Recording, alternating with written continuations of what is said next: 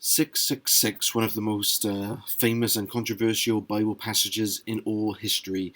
There has been so much interpretation of this passage, and it's just a few verses, and yet people have used it in so many areas of life. And today, I want us to, well, first of all, I want to share the number of theories that are out there in regards to 666. So let's have a look at first what some people claim 666 is. All right, some of the theories off the top of my head. I mean, the most recent one is that the whole coronavirus vaccine. The fact that the text says people were having the mark of their beast in their hands or in their forehead. The vaccine is going into the arm, so I can't see a connection there. But just the whole idea that people seem to think that the vaccine is going to create some chip in people where the government can control them. That interpretation is very dominant at the moment. There's a lot of conspiracy theories on the internet.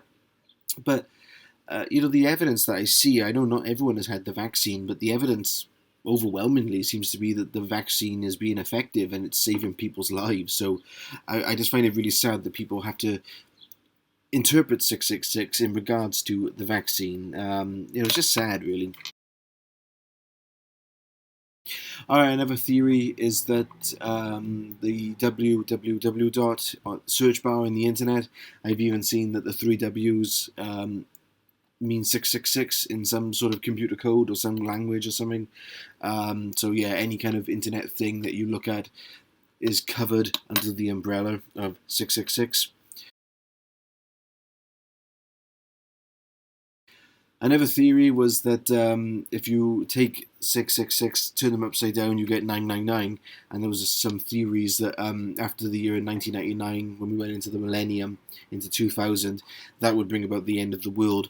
And that was sort of mixed in a lot with the Y2K theory, some sort of computerized end of the world theory that was going around at the time. And then there were other theories that went back to the Reformation times. I mean, some of the reformers said that Mr. 666 was the Pope. You even get some of those theories going back that far as well. So all throughout the centuries, people have used it in... they seem to have used it with whatever is going around in the culture at that time that they're living in. Now, that brings me to my point. John was writing to a first century audience. We know that because of the seven churches. Now, they were real historical churches. So if he's writing the whole letter to these seven churches, then presumably Revelation 13 verse 18 is also in regards to the seven churches. It's almost like we want to use 666 and incorporate it with any kind of modern technology that we can think of, whether that be the internet, a vaccine, computer chips. We seem to want to, translate it into the modern setting. And I'm just wondering, would John have even known about the concept of the computers and modern technology? And also, I don't think he was interested in that. His agenda was his seven churches in Asia Minor. He was the pastor of these churches. The other problem with that is that people are misquoting the text, because 666 stands for a man, we're told. It stands for the number of a man. All these other things are objects, they're things, they're material things, they're not a man. So I don't understand why people also relate it to that as well. Now, with all that being said, what would 666 realistically refer to? Let's look at a couple of options. The most famous one at the moment, and I believe this was quite a modern discovery, was that Nero Caesar, although John is writing in Greek, if you take the name Nero Caesar in Hebrew, convert it into numbers, you get 666. Now, that is not just an out-of-the-blue thing. The Jews did practice something called gematria in the first century and before that, which is you correlate the numerical value of a name or a word, and then you change it into a number. In fact, there was a piece of writing in Pompeii, I love the woman whose number is 245 or something like that. So it's not just like John created this out of nowhere. He knew that this existed. And also, John is a Judeo-Christian. In other words, he writes in Greek, but he almost operates in Hebrew. He quotes the Old Testament countless times in Revelation, so he can speak Hebrew. He's very familiar with Hebrew. Now, there are a couple of reasons why Nero Caesar would fit in. Number one is because of the timing of Revelation. A lot of people date it into the 90s, 95 under the Emperor Domitian, but there's actually more evidence to suggest it was written earlier than that under the heavy persecution of Nero. In regards also to the beast that has his head fatally wounded, there was a myth that Nero, who took his own life, would come back from the dead and persecute the Christians again. So after this horrific tyrant was killed, these Christians were worried he was going to come back to life. So there's also that. There's also the beast that comes from the earth in chapter 13, which corresponds to Daniel's four beasts, and those four beasts represent empires. In fact, they go along the order that we have Babylon, Persia, Greece, Rome, and in fact, the fourth beast in Daniel is Rome, and the first beast in Revelation 13 is Rome. And Nero comes out of the Roman Empire, so it's very logical to see Nero fit in that category. There's another reason why it's very convincing. There was a later manuscript found in Egypt with the number 616, and what's interesting with that, if you do exactly the same process to Nero's name in Latin, you get 616. You just drop the N off of Neron and have Nero Caesar. So it seems to be pointing quite convincingly that John has in mind here this terrible beast Nero, and he's sort of wanting his Christians to be aware of this brutal tyrant. I mean, they were. He was just a monster to the not just the Christians, but to many people. He was just a brutal tyrant. Now, a lot of people, even with all that evidence, still are not happy with seeing it as Nero. One of the reasons for that is because if you go along with the Nero interpretation, it demands that you see the vast majority of Revelation as a book addressing first century issues, and of course that would have to it would have to get away from then seeing 666 as a futuristic prediction. Now, the mark that it's referring to, I think, in the first century was that Nero's image was on a coin. That's why it says you weren't able to buy or sell unless you had the mark of this beast.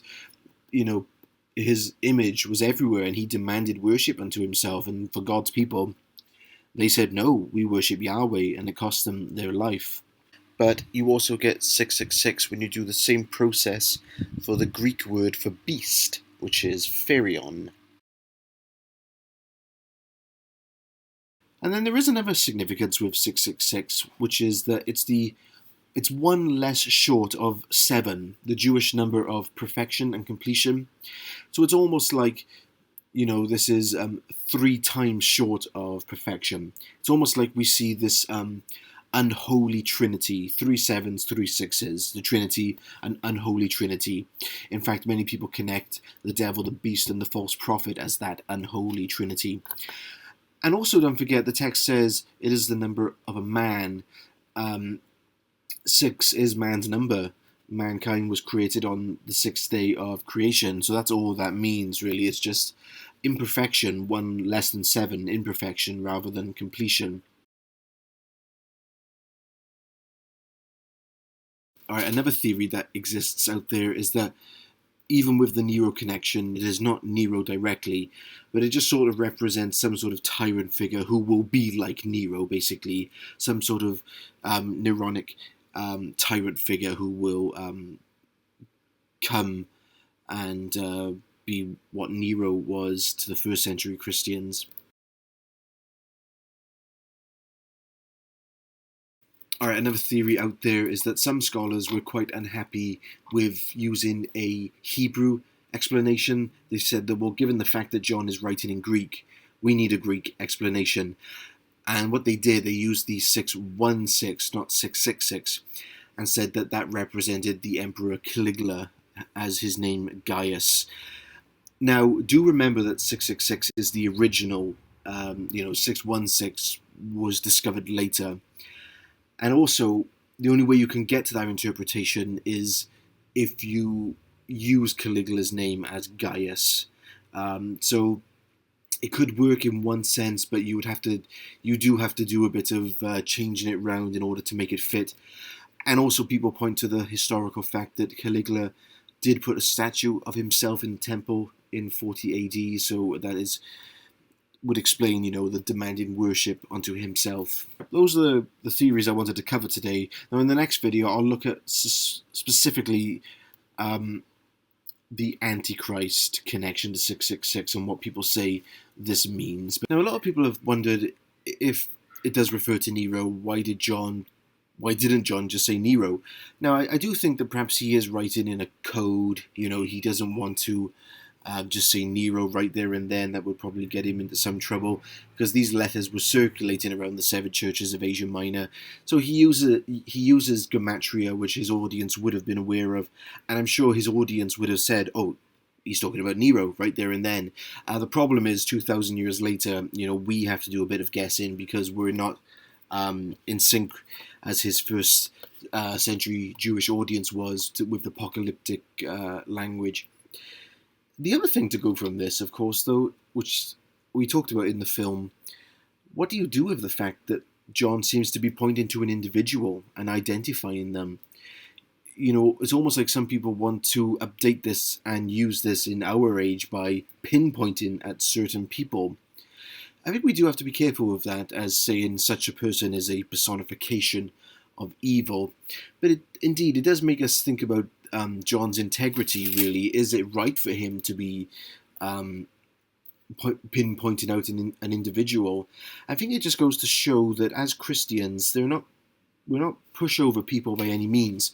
If there is a force of evil in the world, it is right for Christians to identify it, to acknowledge it, and to show their wrongness in front of everyone.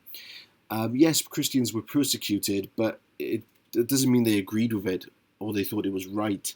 So John really demonstrates here, showing someone's wrongness. And also, if it is the same John who wrote the epistles of John, he is also not shy in pointing out the many antichrists that were in his town at that time. He's very quick to point out the false Christs, the deceivers, those who had gone away from the church. I suppose that's just challenges for us, isn't it? How do we look at people who personify evil today, and how do we address these issues?